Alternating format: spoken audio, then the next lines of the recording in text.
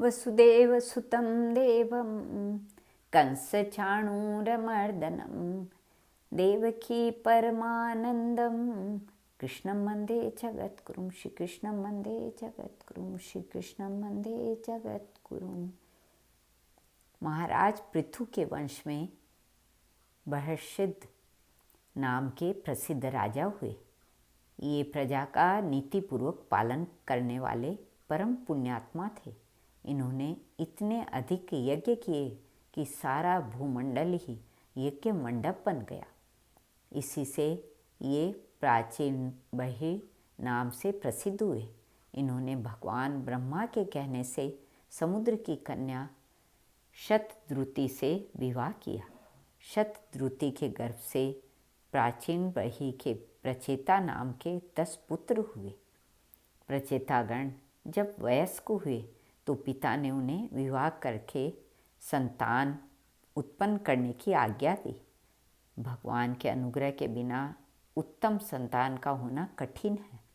यह सोचकर वे भगवान की प्रसन्नता के लिए तप करने के लिए पश्चिम दिशा की ओर चल दिए।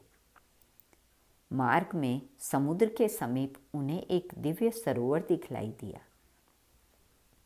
उसमें सुंदर कमल खिले हुए थे तथा उसका जल अत्यंत निर्मल था।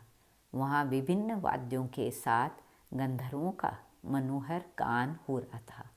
अचानक प्रचेताओं ने देखा कि उस सरोवर से देवादिदेव भगवान शंकर अपने प्रमुख गणों के साथ निकल रहे हैं। उन्हें देखकर प्रचेताओं ने भक्तिपूर्वक प्रणाम किया। भगवान शंकर ने कहा, तुम लोग राजा प्राचीन बर्हि के पुत्र हो और तुम्हारे मन में भगवान की आराधना करने की इच्छा है, इसलिए मैंने तुम्हारे ऊपर अनुग्रह करने के लिए ही तुम्हें दर्शन दिया है। क्योंकि मुझे भगवान और उनके भक्त दोनों अधिक प्रिय हैं, अतः मैं तुम लोगों को भगवान की प्राप्ति कराने वाला एक स्तोत्र बताता हूँ। इसका जप करने से तुम्हारा कल्याण हो जाएगा। ऐसा कहकर भगवान शंकर ने प्रचेताओं को यह पवित्र स्तोत्र बतलाया। प्रचेताओं ने समुद्र के अंदर कटी पर्यंत जल में खड़े होकर इस पवित्र स्तोत्र का जप करते हुए 10,000 वर्षों तक तप किया। उनकी तपस्या से प्रसन्न होकर भगवान श्री हरि प्रकट हुए। उन्होंने प्रचेताओं से कहा, हे राजपुत्रों, तुम लोग बड़े ही प्रेम से भगवत आराधना रूप एवं एक ही धर्म का आचरण कर रहे हो। तुम्हारे इस सख्य भाव से हम बहुत प्रसन्न हैं। जो मनुष्य प्रतिदिन संध्या के समय तुम्हारा स्मरण करेगा, उसका भ्राताओं में सदा समस्त प्राणियों में तुम्हारे ही समान प्रेम उत्पन्न होगा। तुम्हें ब्रह्मा के समान एक लोक प्रसिद्ध पुत्र उत्पन्न होगा, जो अपनी संतानों के द्वारा इस त्रिलोकी को भर देगा। भगवान के इन वाक्यों को सुनकर प्रचेतागण कृतज्ञता से भर गए।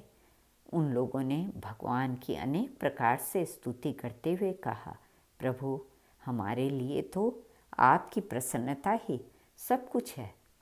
आपके चरणों का सानिध्य प्राप्त हो जाने के बाद मनुष्य के लिए कुछ भी असंभव नहीं रहता।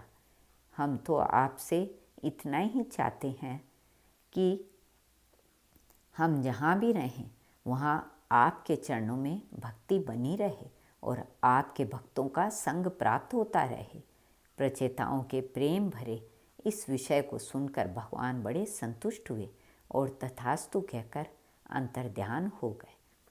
तदंतर प्रचेताओं ने ब्रह्मा जी के कहने से वृक्षों की दी हुई मारीशा नामक कन्या से विवाह किया।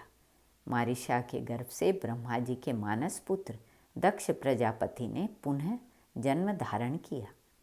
ब्रह्मा जी ने जब दक्ष को सृष्टि का कार्य सौंपा, तब प्रचेतागण अपनी भार्या मारीशा को पुत्र के अधीन करके वन को चले गए और देवर्षि नारद से उपदेश लेकर भगवान के चरणों का ध्यान करते हुए भगवत धाम को प्राप्त हुए। श्री कृष्ण अर्पणमस्तु।